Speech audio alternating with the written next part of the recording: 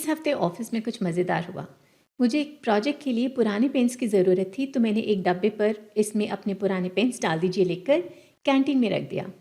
अगले दिन जब मैंने वो डब्बा खोला तो सोचिए उसमें क्या क्या मिला। हाँ, पुराने पेन्स तो थे ही, पर उसके साथ पेंसिल, टिश्यू पेपर और पैसे भी थे। हाँ, मैं समझती हूँ कि जो स्लॉट उस डब्बे पर बनाया गया था उसमें पेन्स के साथ बाकी चीज़ें भी डाली जा सकती थी। पर मैं सोच रही हूँ क्या कुछ ऐसा कर सकते थे कि अगर कोई भी उसमें पुराने पेन्स के अलावा कुछ भी डालने की कोशिश करता तो वो डब्बा उसे लेता ही नहीं। क्या उस डब्बे में कोई जिन बिठा सकते थे? डब्बे का तो पता नहीं, पर ऐसा जिन आप कोडिंग में ज़रूर इस्तेमाल कर सकते हैं जेनेरिक्स के थ्रू। वापस इसी एग्जाम्पल की बात करें तो जो डब्बा है, मान लीजिए वो एक कलेक्शन क्लास है जिसमें मैं जेनेरिक्स के थ्रू कंस्ट्रेंट लगा देती हूँ कि इस कलेक्शन क्लास में सिर्फ पेन के इंस्टेंस एक्सेप्ट किए जाएं। तो जब मैं वो कोड एग्जीक्यूट करूँगी, कोई भी लाइन ऑफ कोड अगर उसमें कोई और तरह का ऑब्जेक्ट डालने की कोशिश करेगा तो वो एक कंपाइलेशन एरर होगा और रन टाइम तक नहीं पहुँच पाएगा। ये एक बहुत बड़ा फ़ायदा है जेनेरिक्स का। जिस डब्बे की मैं बात कर रही थी, हो सकता है किसी दूसरे प्रोजेक्ट के लिए मैं उसमें किसी दूसरी तरह का सामान इकट्ठा करना चाहूँ, जैसे पेंसिल या चंदा। बात यह है कि मैं बता पाऊँ कि उस डब्बे में एक समय में मुझे किस तरह का सामान इकट्ठा करना है। उसी तरह जब आप जेनेरिक्स यूज़ करते हैं अपनी कलेक्शन क्लास के साथ या कोई क्लास या इंटरफेस आप खुद बनाएं, उसमें आप बता सकते हैं कि इस क्लास या कलेक्शन के साथ मुझे कौन सा टाइप यूज़ करना है। सबसे पहले इस एग्जाम्पल को कोड में देखते हैं। यहाँ पर मेरे पास एक क्लास है प्रोजेक्ट सोर्सिंग और इसमें मेन मेथड बनाकर यहाँ पर मैं एक लोकल वेरिएबल बना रही हूँ। लोकल वेरिएबल का टाइप लिस्ट है और उसके इंस्टेंस का टाइप एरे लिस्ट है। वापस अपनी एग्जाम्पल की बात करें तो जो एरे लिस्ट इंस्टेंस में यहाँ बनाऊँगी वो उस डब्बे की तरह है जिसमें मैं यूज पेन्स कलेक्ट करना चाहती हूँ और ये यूज पेन कंस्ट्रेंट्स मैं वेरिएबल के साथ दूंगी जेनेरिक्स के थ्रू। देखते हैं इसको कैसे लिखते हैं। लिस्ट इंटरफेस का नाम है और यहाँ पर मैंने जेनेरिक्स की मदद से कंस्ट्रेंट दिया है कि इस लिस्ट में सिर्फ यूज्ड पेन के इंस्टेंसेस स्टोर कर सकें और यहाँ पर मैं इस वेरिएबल का नाम दे रही हूँ यूज्ड पेन्स और इसको मैं इनिशियलाइज़ कर रही हूँ एरे लिस्ट इंस्टेंस से। अब यहाँ पर मुझे कंपाइलेशन एरर मिल रहा है क्योंकि यूज पेन्स अभी तक क्रिएट नहीं किया है टाइप। तो चलिए इसको क्रिएट कर देते हैं। यहाँ पर मैं इसको एज अ रिकॉर्ड क्रिएट कर रही हूँ और जिसमें मैं उसमें वैल्यू पास करना चाहती हूँ, लेट्स से पेन टाइप। यहाँ पर मैंने एक रिकॉर्ड क्रिएट किया है, उसका नाम है यूज पेन और उसके कंपोनेंट्स हैं। उसका कंपोनेंट है, एक ही कंपोनेंट है पेन टाइप जो एक स्ट्रिंग का टाइप है। अगर आपको रिकॉर्ड नहीं पता है तो रिकॉर्ड एक नया फीचर है जो जावा 16 में ऐड हुआ है और इससे आप एक नया टाइप बना सकते हैं बहुत ही कंसाइज तरीके में। ये एक फुल फ्लेजेड टाइप क्लास जो भी आप इसे कहना चाहें वो है। अगर आप नहीं जानते रिकॉर्ड के बारे में, कमेंट कीजिए और इसके ऊपर मैं एक नया वीडियो पोस्ट करूँगी। तो वापस अपनी एग्जाम्पल की तरफ आते हैं। यहाँ पर मैं ऑलरेडी एक एरे लिस्ट बना चुकी हूँ और यहाँ पर मैंने कंस्ट्रेंट उसको दे दिया है, इसमें यूज्ड पेन जाएगा। तो अगर मैं यहाँ पर यूज्ड पेन्स में एक इंस्टेंस ऐड करना चाहती हूँ और यहाँ पर मैं लेट्स से मैं इसका पेन टाइप में लिखना चाहती हूँ कि ये इंक पेन मैंने इसमें डाला है, तो क्या ये एक्सेप्ट होगा? बिल्कुल। अब इसको मैं यूज पेन की जगह अगर यहाँ पे मैं एक मान लीजिए एक स्ट्रिंग इसमें ऐड करना चाहूँ तो क्या ये स्ट्रिंग एक्सेप्ट करेगा? नहीं करेगा। अगर इसमें एरर देखें तो वो बोल रहा है कि यहाँ पे रिक्वायर्ड टाइप यूज्ड पेन होना चाहिए, बट मैं इसमें स्ट्रिंग प्रोवाइड कर रही हूँ। तो जैसे मैं बोल रही थी, ये यहाँ पर जो कंपाइलर है आप उसको एक जिन सोच सकते हैं जो यहाँ बैठा हुआ है। जैसे वहाँ डब्बे में मैं सोच रही थी क्या मैं एक जिन को बिठा सकती हूँ, तो यहाँ पे कंपाइलर बैठा हुआ है और वो इस लिस्ट में यूज्ड पेन के इंस्टेंस के अलावा कोई और इंस्टेंस ऐड नहीं करने देगा। इससे पहले कि मैं बाकी टॉपिक्स के बारे में बात करूं, आपसे एक क्विक क्वेश्चन है।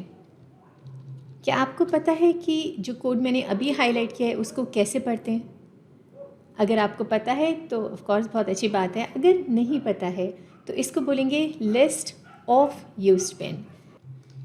यहाँ पर जो यूज्ड पेन है वो एक्चुअल पैरामीटर है, ये पूरा पैरामीटराइज्ड टाइप है।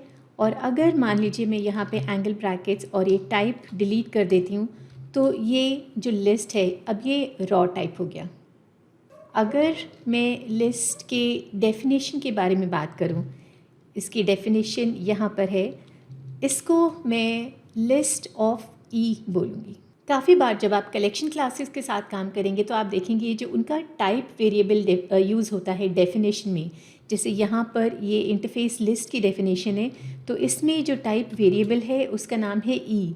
ऐसे बहुत सारी जगह आप देखेंगे सिंगल लेटर्स यूज़ होते हैं जैसे वी, टी, आर। ये एक कोडिंग कन्वेंशन है, नेमिंग कन्वेंशन है जो यूज़ होता है टाइप वेरिएबल्स के लिए जब हम जेनेरिक्स की बात करते हैं। इससे ऑफ कोर्स जैसे किसी भी स्टैंडर्ड की बात करते हैं, कोड को रीड करने में, लिखने में, पढ़ने में सब तरह से आसानी होती है। इसमें जब आप अपनी जेनेरिक क्लास डिफ़ाइन करेंगे तो उसमें आप कुछ और नाम भी ले सकते हैं टाइप वेरिएबल का, जैसे मैं उसमें उसको आइटम लिख सकती हूँ या मैं उसको कोड लिख सकती हूँ, कुछ भी लिख सकती हूँ। पर अगर हम कोडिंग कन्वेंशंस फॉलो करें तो ये सबके लिए अच्छा होता है। इस कलेक्शन में आपने वैल्यू तो ऐड कर दी, पर जब आप उसे रिट्रीव करेंगे तो क्या जिस वेरिएबल में रिट्रीव करेंगे आपको उसे एक्सप्लिसिटली कास्ट करना पड़ेगा? मेरे ख्याल से नहीं, बट चांस नहीं लेना चाहिए। चलिए देखते हैं। यहाँ पे मैं यूज्ड पेन्स पे गेट मेथड कॉल कर रही हूँ एंड क्योंकि मैंने एक ही एलिमेंट ऐड किया है तो मैं यहाँ पे इंडेक्स वैल्यू 0 दूँगी। और यहाँ पर अगर आप फेमिलियर नहीं हैं तो ये मैंने अभी यहाँ पे local variable type inference use कर रहा है, मतलब कंपाइलर को पता है कि जो यूज्ड पेन से वैल्यू मिलेगी उसका टाइप यूज्ड पेन है, तो यहाँ पर मैं वार यूज़ कर सकती हूँ। कंपाइलर अपने आप इन्फर कर लेता है वैल्यू। अगर आपको नहीं पता है लोकल वेरिएबल टाइप इन्फ्रेंस तो वो भी कमेंट कीजिए, उसके ऊपर मैं नया वीडियो बनाऊंगी। सॉरी मैं बहुत क्वेश्चंस पूछ रही हूँ, बहुत आपको बोल रही हूँ कमेंट करने के लिए, बिकॉज क्योंकि मैंने नया चैनल शुरू किया और मुझे नहीं समझ आ रहा है कि मैं इसमें कौन से टॉपिक पर वीडियो बनाऊँ, कौन सा टॉपिक है जो आप देखना चाहेंगे, तो प्लीज़ मुझे बताइए। वापस अगर अपने एग्जाम्पल पर आएँ, अगर आपको यहाँ पर वार नहीं यूज़ करना है तो मैं यहाँ पे इसका टाइप भी यूज़ कर सकती हूँ जो है यूज्ड पेन। तो एक और फ़ायदा जेनेरिक्स यूज़ करने का है कि जब आप उससे वैल्यूज़ लेते हैं वापस तो आपको एक्सप्लिसिट कास्टिंग की ज़रूरत नहीं होती है। और अगर आपने एक्सप्लिसिट कास्ट यूज़ किए तो आपको भी पता है काफ़ी मुश्किल होती है ऐसा कोड पढ़ने में जहाँ पे एक्सप्लिसिट कास्ट यूज़ होते हैं। वापस अपने ऑफिस में जो मैंने पेन कलेक्ट किए थे उस एग्जाम्पल की बात करती हूँ। क्या मैं उस डब्बे पे लिख सकती हूँ कि मुझे पेन्स के साथ यूज्ड पेंसिल भी चाहिए? ऑफ कोर्स इस केस में मुझे सिर्फ एक और लेबल ऐड करना होगा, पर क्या सेम चीज़ मैं जेनेरिक्स में कर सकती हूँ? क्या यहाँ पे मैं एक और टाइप कॉमा के साथ ऐड कर सकती हूँ? यहाँ पर वो टाइप जल्दी से बना देते हैं। इस कोड को मैं यहाँ पर फोल्ड कर देती हूँ सो दैट यहाँ पे जगह ज़्यादा मिल जाए हमें। और यहाँ पे मैं एक दूसरा रिकॉर्ड बना रही हूँ, उसका नाम रखा है यूज्ड पेंसिल और इसके कंपोनेंट है लेट्स से स्ट्रिंग नेम।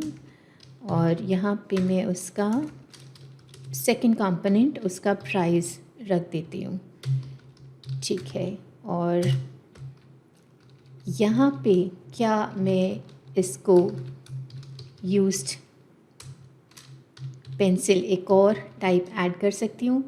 नहीं कर सकती, क्योंकि अगर आप वापस याद करें कि जब हमने इंटरफेस लिस्ट की डेफिनेशन देखी थी तो उसमें देखा था कि वो सिर्फ एक ही टाइप पैरामीटर डिफ़ाइन करता है। कोई भी class multiple type parameters define कर सकती है, और अगर लिस्ट भी मल्टीपल टाइप पैरामीटर्स डिफ़ाइन करती तो हम इस तरह का जो सिंटैक्स है वो यूज़ कर सकते। इसका कोई वर्क अराउंड है? बिल्कुल है।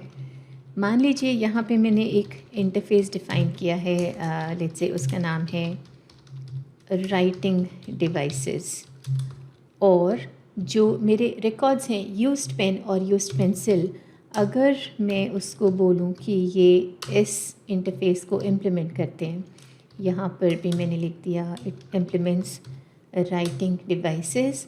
अब मैं इस इंटरफेस का नाम अगर यहाँ पर पास करूँ एज द टाइप जो मुझे यहाँ स्टोर करने हैं, उसके बाद मैं यहाँ पर यूज्ड पेन्स में ऐड कर सकती हूँ new pencil, new used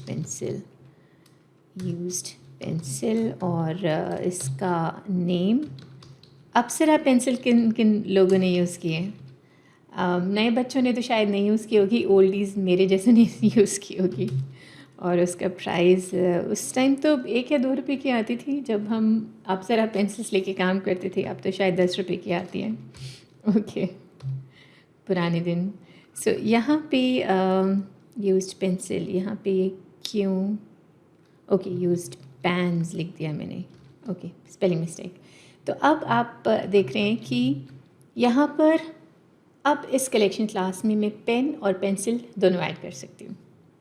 of course जब आप रिट्रीव करेंगे तो कंपाइलर को पता है कि वो एक राइटिंग डिवाइस है, तो अगर आप स्पेसिफिक मेथड्स कॉल करना चाहते हैं किसी एक टाइप के तो फिर आपको एक्सप्लिसिट कास्टिंग करनी पड़ेगी।